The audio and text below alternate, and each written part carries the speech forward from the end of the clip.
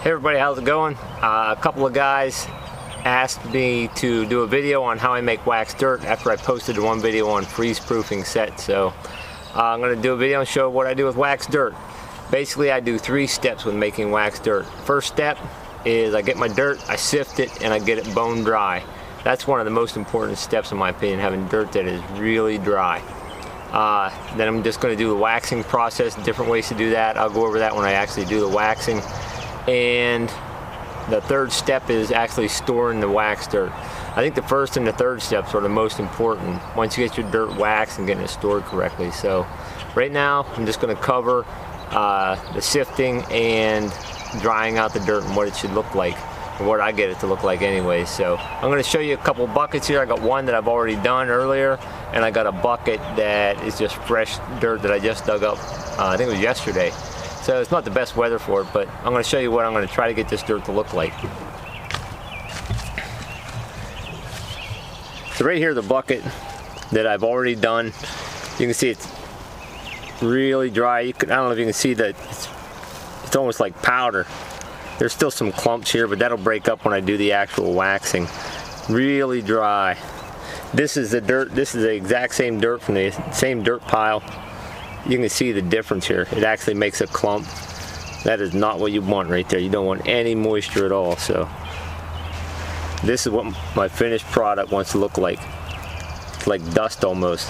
I've been storing this in my shed with just a cracked lid. So basically, I'm going to take a sifter that I've made. I'm going to sift it out here onto this big old junk black tarp. Spread it out. Might take me a day or two actually to dry this. I'll spread it out nice and thin, and if nightfall comes, I'll probably just gather it up, put it in a wheelbarrow, and re-spread it out on any sunny days until it's bone dry, like that dirt over there. So, okay, so here's my finished sifting product. I sifted it all out. My sifter is basically a 2 foot by 3 foot 1/4 inch with some 1/4 inch mesh on it, and spread it out on a tarp in my driveway. Fortunately, the sun's coming out a little bit right now, so I'll get a little bit of drying done tonight, and then I'll re-spread it out anytime the sun's out until I get it.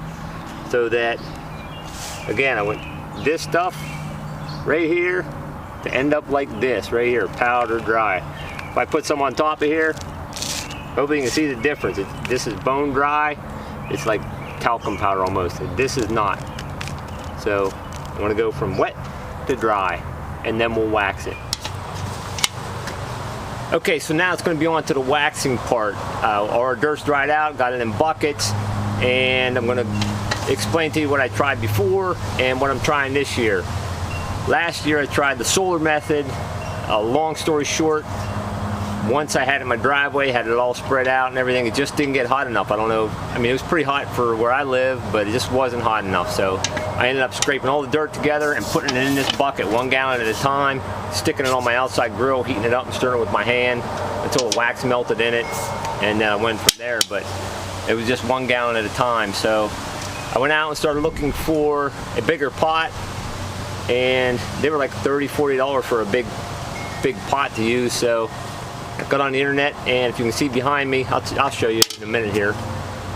I found an old electric cement mixer for 50 bucks. So I'm going to try the electric cement mixer and a torch that I borrowed from my brother to heat up the dirt, and hopefully I can do a bigger volume of it this way. So it was only 50 bucks for that, and so I'm going to take you around and show you what I got going on here, and hopefully it's going to work out.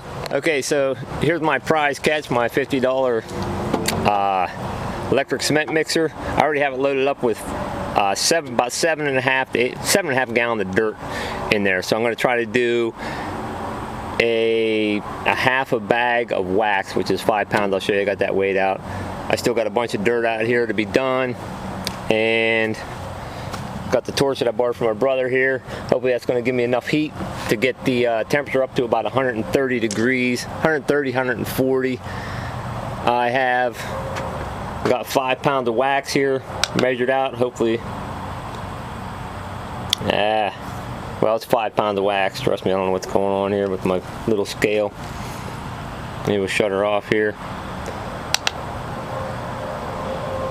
Regardless, I had 5 pounds of wax. This is 5 pounds of flake wax, and I also bought this nifty little thing off of Amazon, 10 bucks. It's a laser thermometer. Pointed at something right there, that's 89 degrees on top of that table right now. So basically, I'm gonna get that going and get the torch running, and I'll show you what's going on here once I get that going. Alright, so I got the torch going here. I think it's going to go pretty quick, really. I don't know if you can hear me over the torch blowing. But got that going, and I'm going to turn on the mixer here. You can see how dry that dirt is coming out of there. It sounds like I'm screaming. But the dirt's dry, and I'm going to let it heat up now. Okay, I stopped the mixer for a minute. I'm going to show you, like, I got 117 degrees in there right now. Most paraffin starts melting at 100, so I'm going to run a little bit more. It just dropped down a degree, but I'm going to get it up to maybe 120, a little bit over 120, and add the wax, and hopefully I can show you once I add the wax that all the dust stops. It should. Okay, I just wanted to show you how the real dust has settled down. The wax is melted. I actually had to get it up to about 145, 150 before it really melted in there good. There's still a couple little balls of wax around here, right here. I'm gonna let it run a little bit longer, and then we'll do a little test here and see how it works. I'm gonna grab some right now. We'll go right over here, and we'll do a little test sample here of it. See if it beads water or not.